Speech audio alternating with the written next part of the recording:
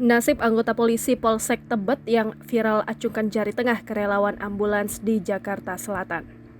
Anggota polisi Polsek Tebet nampaknya kini harus bernasib sial karena diperiksa Propam Polres Metro Jakarta Selatan.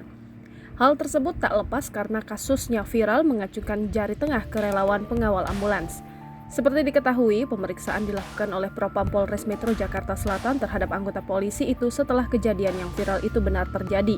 Nurma belum merincikan kronologi pasti peristiwa ini, sebab yang bersangkutan masih diperiksa. Sebelumnya diberitakan dilansir tribunjakarta.com, seorang oknum polisi melakukan perbuatan yang tercela di jalan raya.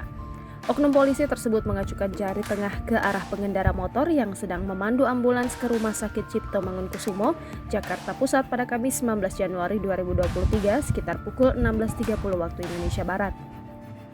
Video tersebut diunggah oleh akun @junet.jakarta di Instagram. Kejadian itu bermula saat sejumlah relawan bersepeda motor tengah memandu mobil ambulans menuju Rumah Sakit Cipto Mangunkusumo untuk menjemput pasien. Saat melintas di Jalan Sultan Agung, Tebet, Jakarta Selatan, dua relawan ambulans bernama Irsyad dan Andika yang menyalakan lampu hazard menyalip oknum polisi bersepeda motor. Ogah menepi dan merasa tidak terima, oknum polisi tersebut tampak mengoceh ke arah salah satu pengawal. Oknum polisi itu malah mendekat sambil menunjuk-nunjuk ke arah pengawal ambulans dan mengajak berdebat.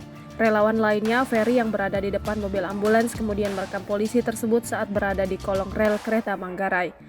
Al-Baaki berharap agar oknum-oknum polisi seperti itu tak ada lagi di jalan. Menurutnya tidak pantas seorang polisi yang seharusnya mengayomi masyarakat malah berbuat tindakan tercela. Jangan lupa subscribe, share, komen, dan like ya!